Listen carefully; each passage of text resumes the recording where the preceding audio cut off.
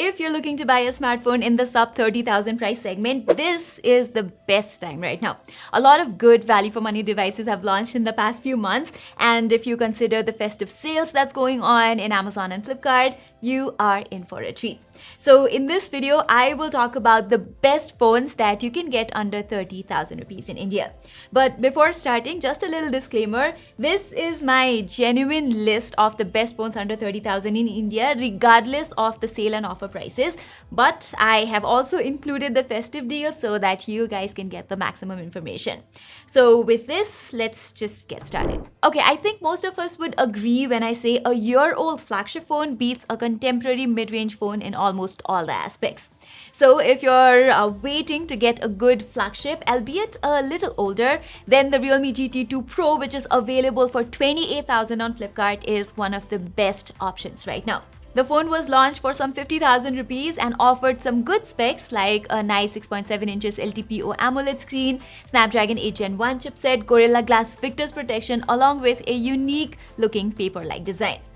Yes, the Snapdragon 8 Gen 1 does have a slight overheating issue, but it still provides better and more stable performance than most mid-range chipsets. Camera-wise too, the flagship ISP and DSP of the Snapdragon 8 Gen 1 offers pleasing results. It also has a micro lens, and overall the GT 2 Pro comes off as a great smartphone under 30,000 rupees in India right now.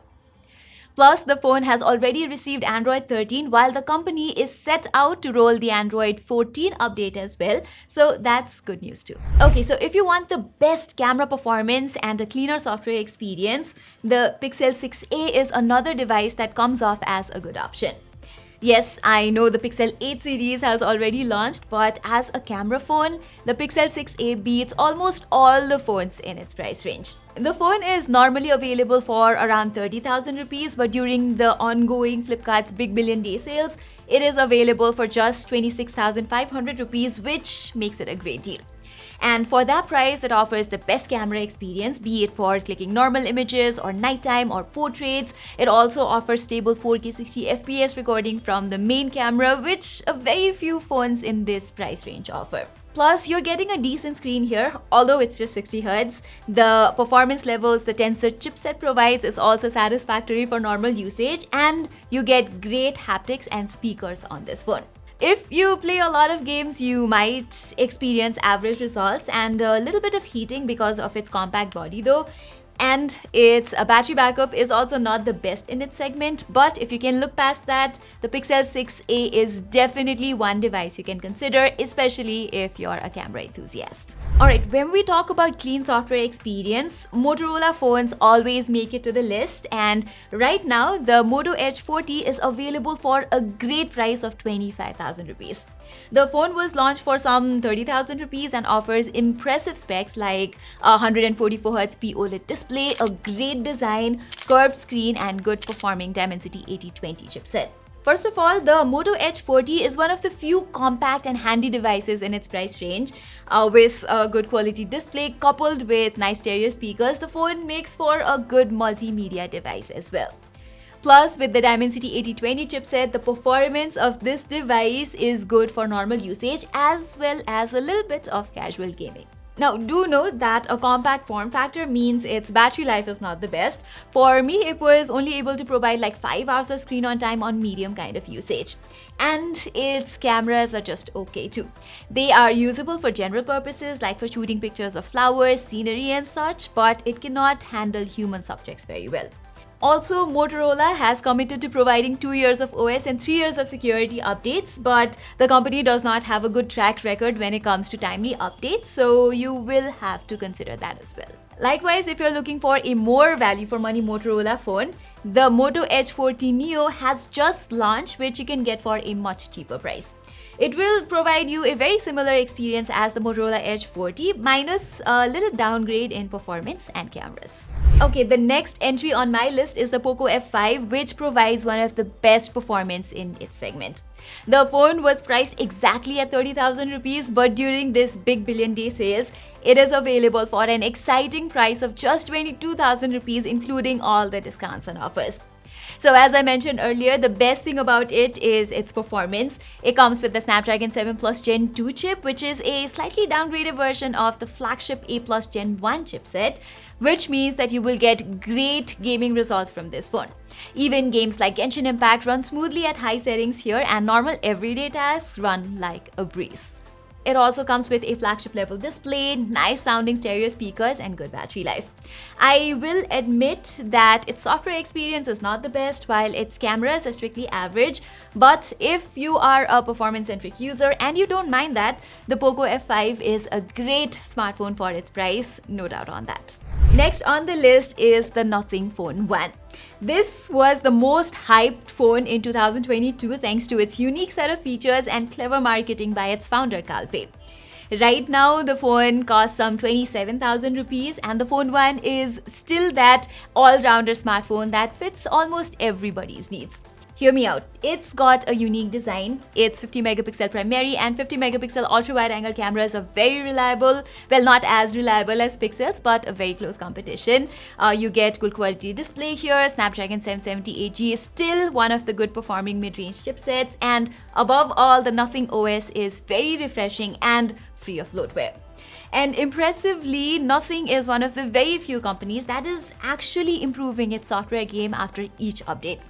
All the bugs that the Phone 1 had during its initial launch are now solved, and hence the Nothing Phone 1 stands as one of the best options under 30,000 rupees in India. Moving on, if you're looking for a Samsung phone under 30,000 rupees, the company does provide a couple of good options. First, there's the Galaxy A34, which is currently available for 26,000 rupees, and for the price, it has an amazing looking design with IP67 rating. It has a gorgeous AMOLED screen with 120Hz refresh rate, and its 5000 mAh battery is very enduring. The phone can also click some good vibrant photos with its primary 48 megapixel main camera too. The A34 is powered by the Dimensity 1080 chip, which is not a gaming-centric chipset, but in terms of general usage, it will provide satisfactory results. Plus, when it comes to Samsung phones, we know that software support is one of the best, with 4 years of Android and 5 years of security updates, and the UI is clean and ad-free, unlike Realme or Poco phones. Next, you can also get the Galaxy F54, by the way, which is also available for a cheaper price of just 25,000 rupees.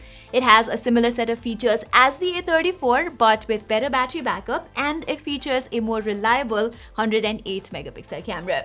That being said, if you want a more value for money Samsung phone, you've got to check out the S21 FE Snapdragon 888 edition, which you can get for just 30,000 rupees.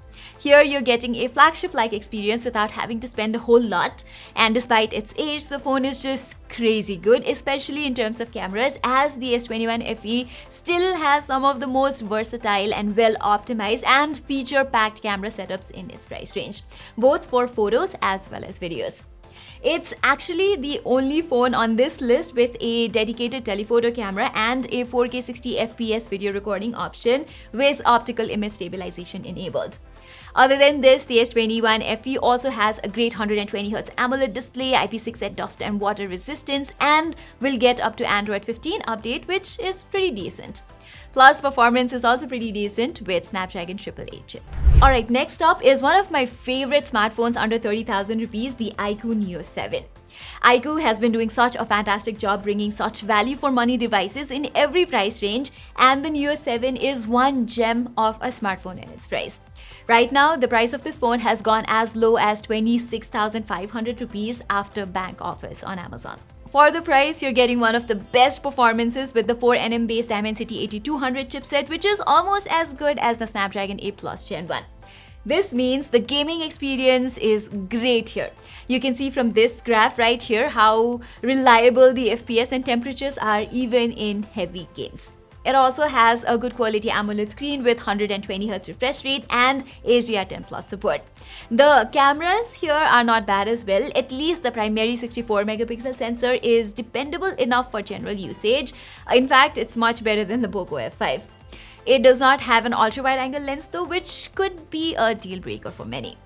Personally, I am not very fond of the look and feel of OneTouch OS, but keeping that aside, the IQOO Neo 7 is a good all-rounder phone for its price, especially for performance-centric users who also want half-decent cameras. Also, if you're on a strict budget, there's the IQOO Z7 Pro as well, which is another value for money IQOO smartphone that is available for just 22,000 rupees right now.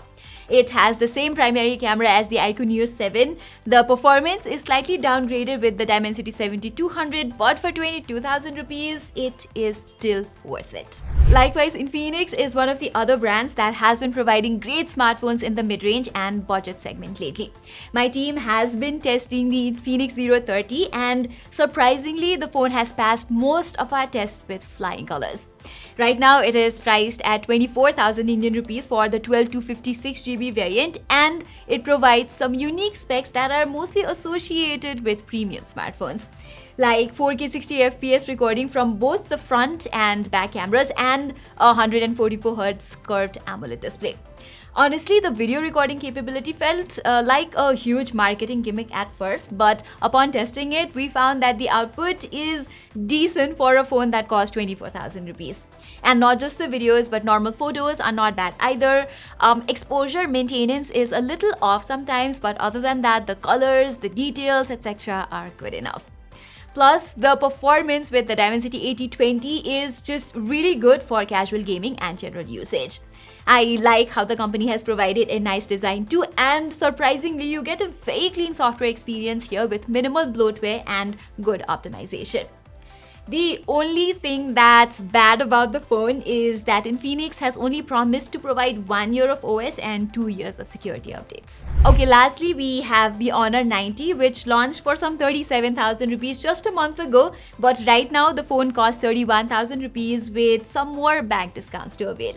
The best thing about the Honor 90 is its almost flagship level display with 1600 nits of peak brightness, 10-bit colors, and 3840Hz PWM dimming.